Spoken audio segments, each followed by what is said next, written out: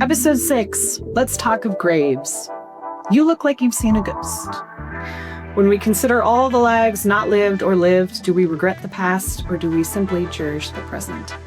Do the stories we write and tell free us or bind us when we commit to a word on a page? Discuss amongst yourselves. Life Drawing. Welcome to Life Drawing with John and Jacqueline. Brought to you by Cottonwood. Cottonwood. Cottonwood Center. Brought to you by Cottonwood Center for the Arts. Rolling right now. Should I do my handstand? You can do whatever you want. Cottonwood Center for the Arts. What? That means action. Oh. Take one. Take one. We only do one take. Yeah, we do. All right, so what's happening with your pants? Didn't want to talk about it, but I just got a poof here. Because sometimes they're high and then they have like pleats. What's the difference between plate or pleat? See, These are pleats, but plate means something. I can't wear a pleated pant. No? No. Why? Because No. you already have things in that area? So why do your pants poof up? I don't know. Well, they're just high and then they have the pleats. So then it goes poof. You mean high-waisted? Yeah. Okay. Yeah, and then it just kind of has a situation. Like you said, like men's bathing suits. But that happens like when you get into the water and it kind of poofs up. Yeah, but that can happen just from your own body. Yeah, I don't think I've ever had pants like that because pants are always kind of Yeah, because you have different situations down Is it there. also because they're high-waisted pants? I think, and they're probably too tight. Yeah. Yeah. All right. Yeah. We were one thing I'd love for you to talk a little bit about today is that we are working on our own literary magazine. We are. Yeah. What might that look like? We're gonna have a literary print magazine. A literary print magazine? Yeah, called Camp, which is really exciting. Cottonwood Arts Magazine and Press. Right. And are we going to try that twice a year? I forget. Twice a year is our goal. We'll probably do one this year. Okay. See how it, the learning curve. Right, The learning and- curve is steep. And what kind of submissions are we going to be looking We're going to for? take all sorts of writing. We're also going to take art, too, since we're an art center. Okay, so when you say all sorts of writing, like short fiction? Yep. Fiction, Poetry. nonfiction, poetry, prose. Okay. I never know what prose means. Prose means writing. See, is that what it means? Yeah. I mean, I don't know exactly what prose means, but No one knows what prose prose means. is the opposite of poetry. No. Is it? Well, like It has all the same letters. I would have to ask the Latin teacher at my high school. His name was Mr. Mataloni. And he was really, really Mr. cute. Mataloni? Yeah. Cute.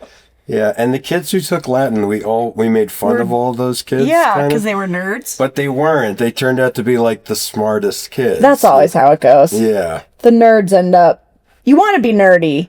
Yeah, and retrospectively, I kind of wish I did it. I But know. I took Spanish with Mrs. Cancro. Cancro? Yeah. Did they call her Miss Cankle? No, we called her like the canker, Like a canker sore? which is pretty funny, yeah. What I remember most about that is that we were studying a lake. We did like Spanish geography too. Yeah. And there was a lake called Lake Titicaca.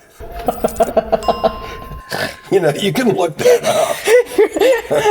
You're like, this is a real place. We should start a Cottonwood at Lady Titicaca. Lake Titicaca. We cannot say that. Well, and then, and in appropriate. seventh grade, so let me think about that. In seventh grade, it must have been like 1970 something for me. No one could hang with that word. No, No I one. mean, we were trying to like be No. serious, and she got so mad Of course she did. because we were, making kind of jokes. It was like, I remember being around that age and we were playing badminton in PE, and then we all found out that the birdie's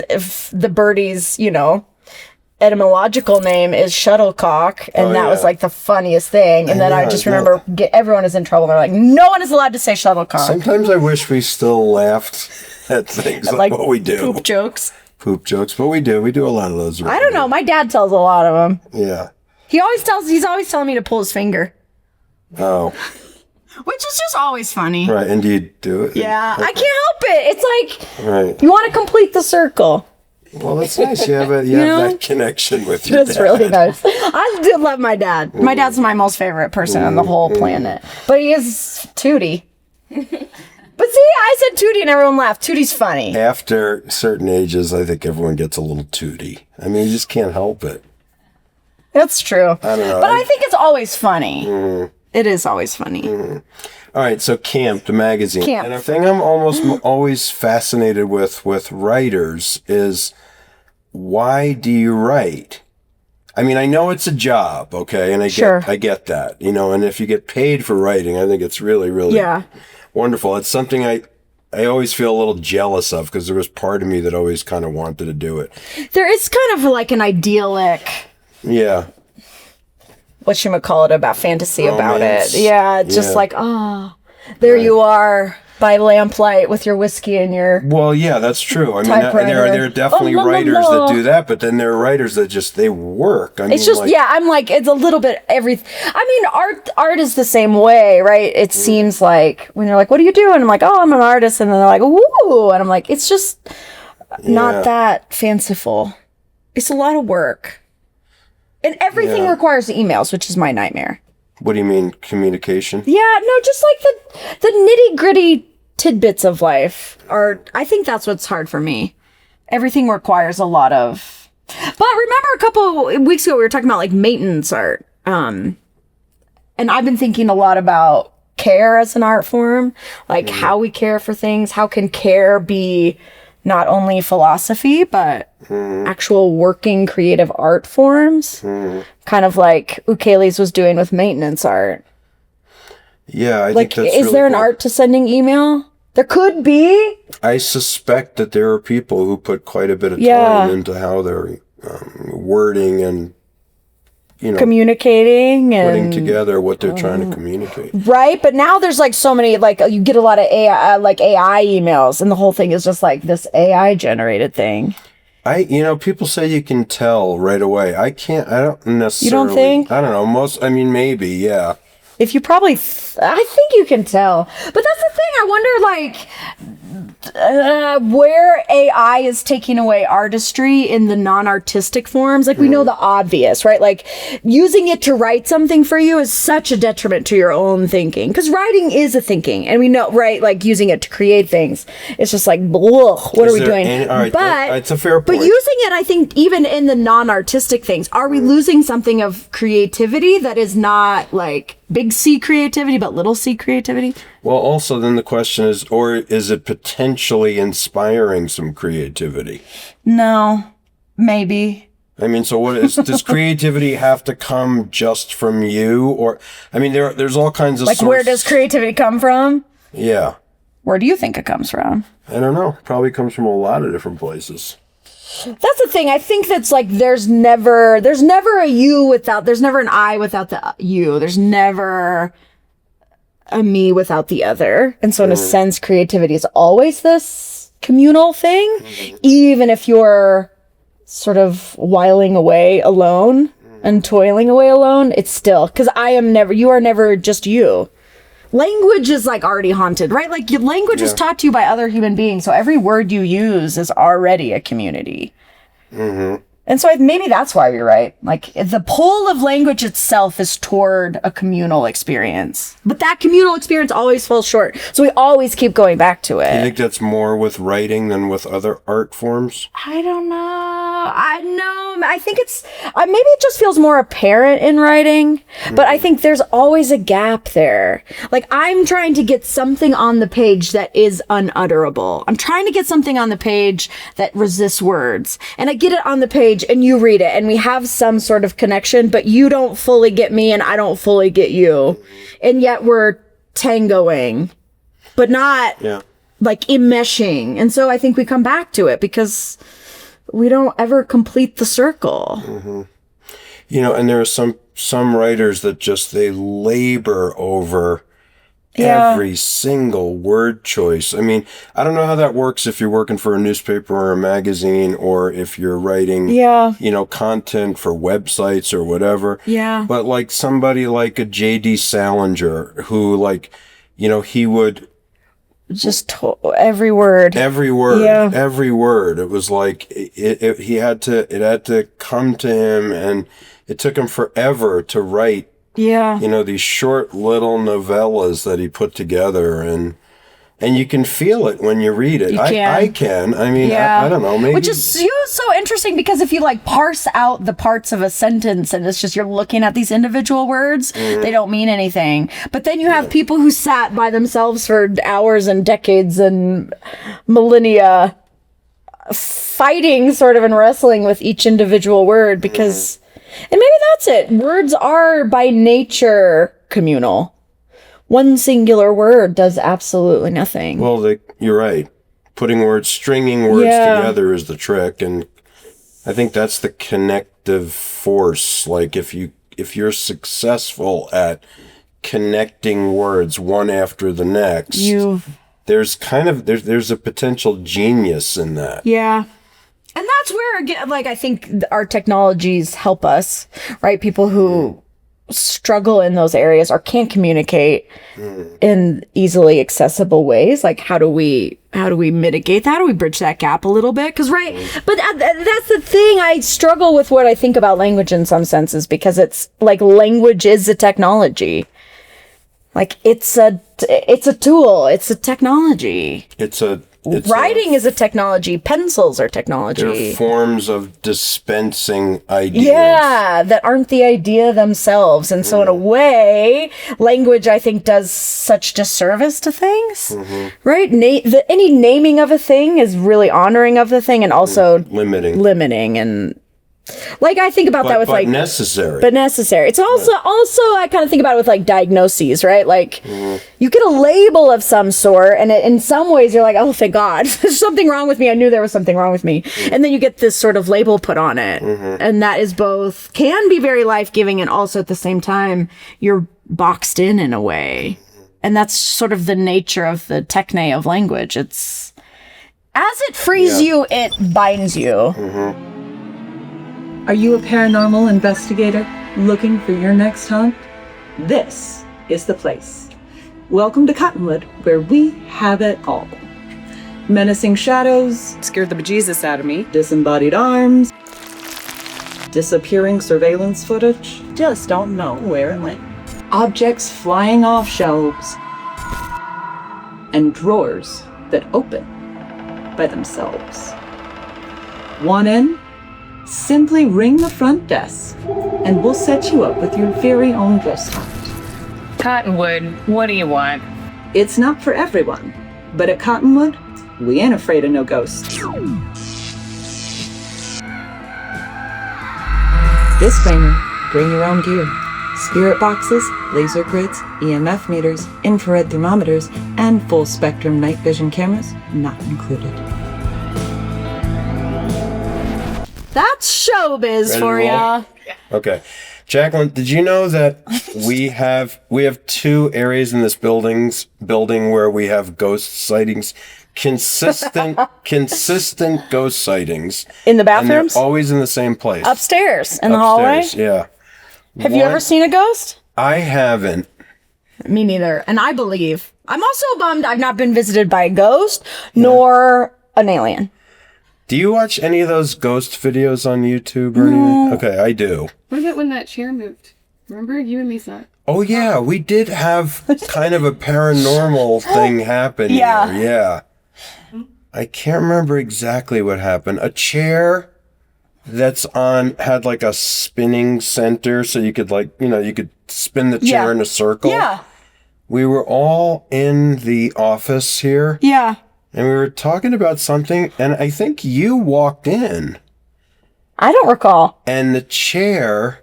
Spun, but it came right as if there was someone sitting in it and who wanted to participate in the conversation. It didn't just spin, like it went... Like it turned to... It went like... And there it was. And it made a noise and everything.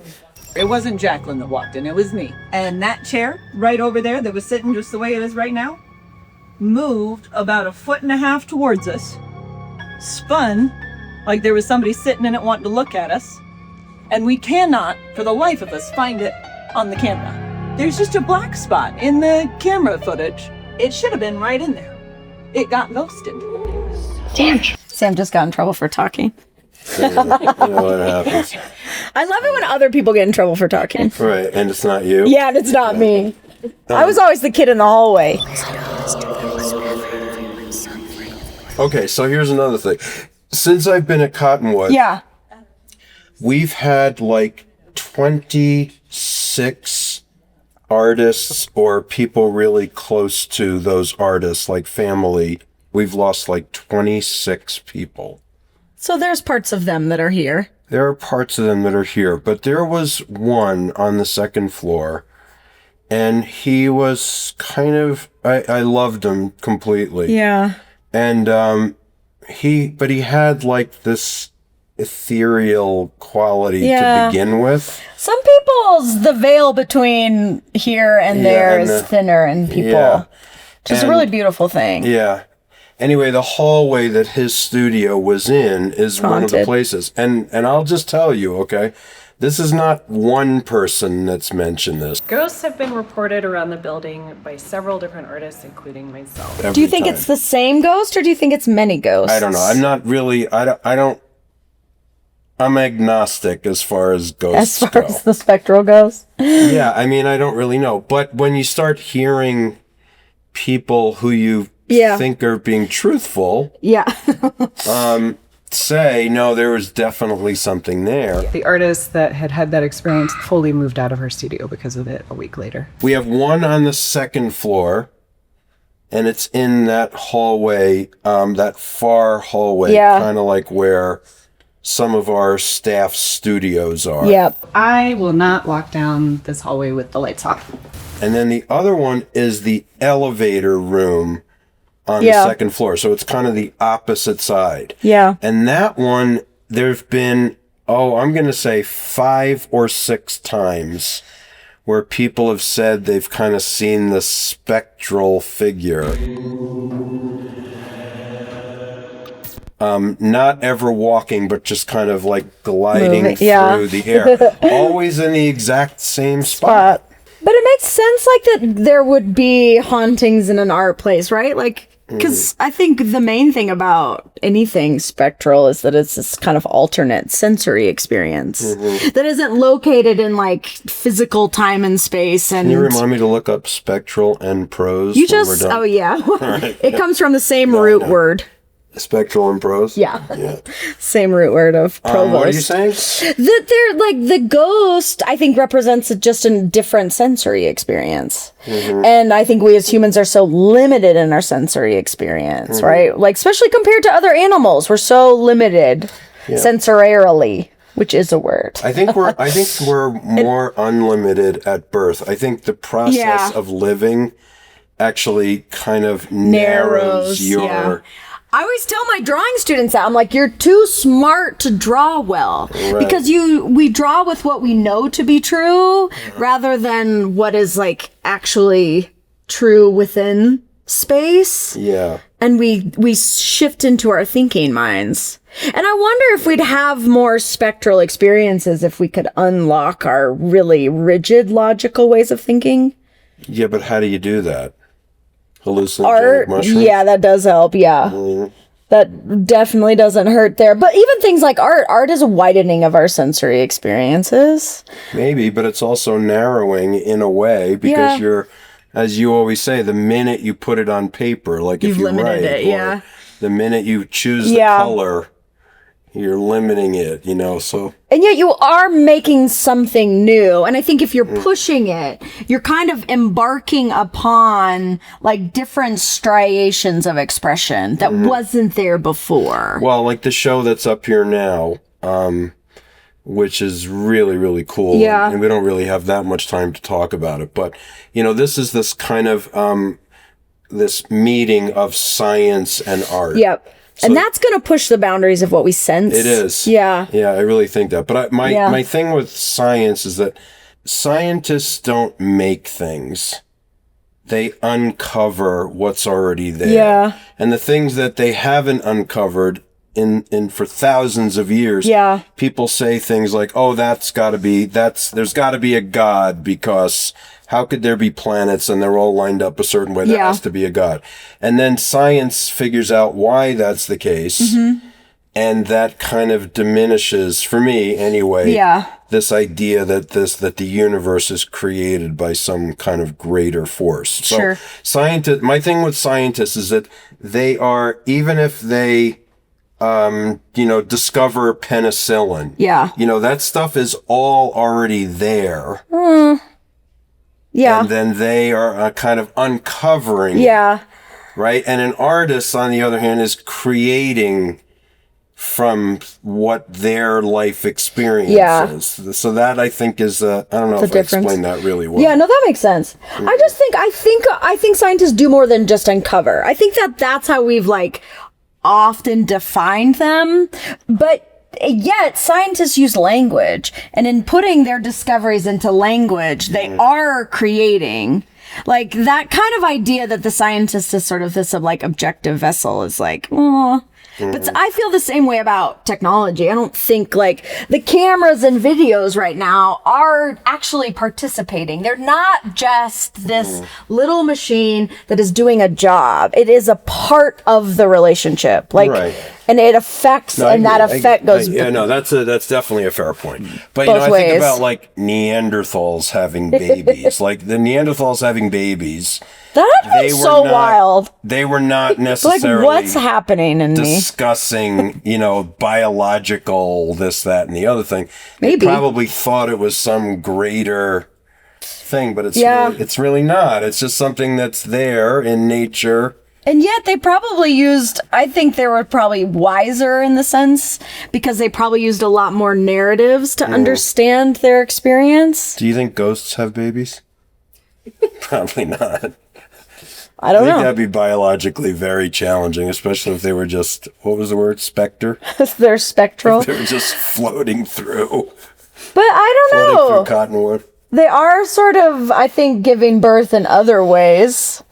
There are inheritances that are passed down that go outside of just a biological birth. But I was just thinking, we were talking about sort of what is actual even creativity is a little bit what we're talking about. And this is maybe where I bump up against AI. You put something on a page, you've limited because you said no to all these other options, right? But what AI does is you're okay, write me a poem. What it does is searches all the poems it has in its memory and composites you one. So in a sense, you're really limiting your sensory experience there, because it's piecemealing from human thought and human work that's there already. When I think in human accident and human mistake and human failure, we kind of can sometimes stumble upon something actually new. Yeah. Not wholly new, but something that wasn't actually there before. AI is not creating anything that wasn't there before. But it's also pulling from what was there. Yeah. There's also a perception thing. Did you ever see the movie Being There? No. Okay. So, Peter I saw Mr. Bean. That's not really the same thing, but it sounds a little bit like it. Okay. It was a good movie. There was, I love Mr. Bean. I think it's Peter Sellers. Okay. And he is a gardener.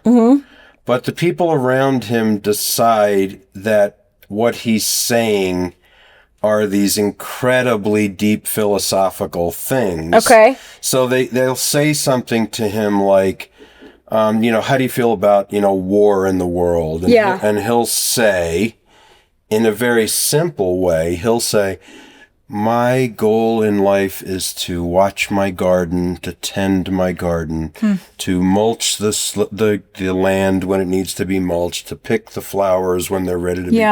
And the people around him think that he's this brilliant guy. That he's just taking everything and philosophically extrapolating the simplicity of a garden. Yeah. But he's just a gardener, and he has no thoughts other than how to take care of his garden. So I think it's it's how people hear it too. Which, hearing is I think a sense where we limit ourselves greatly. I think what I think art is getting at, and I think what really good writing is getting at, is how can you hear what hasn't been said? And I think the writer sits down and tries to tell you what they heard that they can't hear. Right. And you have to try and hear what you can hear. Right, and you're trying to speak what can't be spoken. And we fall in this liminal gap of of really fertile unknowing. I don't, how do we hear what we can't hear? I think that's how we start to like, artists asking those questions, coming back to like art and sciences and how they can link up. That helps us, like, how do we encounter and like care for our environment well when like the icebergs are melting and I can't see them or hear them, right? Like, but it's happening outside my sensory experience. I think art enables us to imagine what we can't imagine, to hear what we can't hear. Well, I also think that for me, like if I'm reading something that I'm really having fun with, there's a lot in between the words. Yeah. Once you kind of get to know your writer. Yeah. And they don't have to say everything if their character is sufficiently fleshed out. Like so much is happening in the gaps. So much is happening in the gaps. I think that's the case with writing too, even though it's words. Theoretically, it's the words that are being put down and you're reading the words. And yet it's creating a world, so much of it in between. Which I think that's so important about, even going back to the Neanderthals and narrative. Like, narrative has such a power. And we were talking with Claudie. Claudie's behind the camera. But we were talking about, like, all these other lives that we could have lived, and we just literally cannot have made all the like every choice of a yes is like 17 no's, and I think there's such a grief to that. And yet I think maybe art and writing, it doesn't like solve that grief, but it like solves the grief, there's a balm to that grief, or it acknowledges it, that I cannot have made, there's lives I couldn't have lived even though I would have liked to. Yeah, I mean, I guess it's a question of, would you rather, like, there's some people that just want to try everything. And they do a million things in life. And then there's other people that kind of pick one thing. I know. And sometimes it's like... But they're both fine. They really are. And that's where I get, like, some people are like, oh, I have no regrets. Or what's that old bit? Wasn't that a brand? No regrets? No. Is that a thing? What's no regrets? Anyways, but you know when people say like, oh, I had no regrets, or you should live as if you have no regrets. I don't experience that at all. I feel like I have mounds of regret. Mm-hmm. I think like I regret every yes and I regret every no. Yeah, but does that impact you negatively when you think about yourself in your life? I don't know. Yes and no, probably. Mm-hmm. But like wherever you're at right now, there's like all these like millions of lives you could have had and done and did, and there are like both regret it and don't regret it. But I think to live without regret is like, I think maybe you're living a more shallow life, because it means you didn't make any hard choices. It means you're not imagining what could have been. And I think the present is hard to hold, but I don't know how we can hold the present fully if we don't make space for regret. But by regret, I mean, the regret is something you've already done, right? It's in the past. I mean, if you're regretting that you didn't do something, those things are like, when I was younger, I used to say the two things that I tried to avoid were guilt, which was the past, and worry, which was the future. Sure, yeah. So those are like two opposites of each other. Yeah. I think regret falls into the what you've done, the choices you've made kind of thing. Those are, when you really do come down to it, though, it's kind of useless emotions, guilt and worry. You're not going to, you can't go back and change. No. Right? No. And you can't really predict what's going to happen in the future or worry about the future. I mean, you could do what you want. You could do everything you can to prepare for your future. Yeah. I agree, but I think maybe I think the present, I think we all struggle with the sense of meaningful and meaninglessness. And I think maybe those feelings that, they don't get us going anywhere. But I think without feeling them and acknowledging them, the meaninglessness feels more meaninglessness. Like there's a meaningfulness to the meaninglessness. Well, then you can go a step further in that. Is meaningful and meaningless could potentially be the same thing. Yeah, of course. They're always depend on what they're not opposites. Think. What you think is meaningful in the end. I mean, I've been thinking about this as I get older too, but Yeah. you watch people, like I'm watching all my professors from college. Some have recently passed away. Yeah. People that I really cared about. And, it's really interesting because like the day that they're done, there's something that you retain, Yeah. but like they're just gone. Yeah. So what, is it meaningful? Or was their life meaningful or meaningless because all of a sudden they're gone?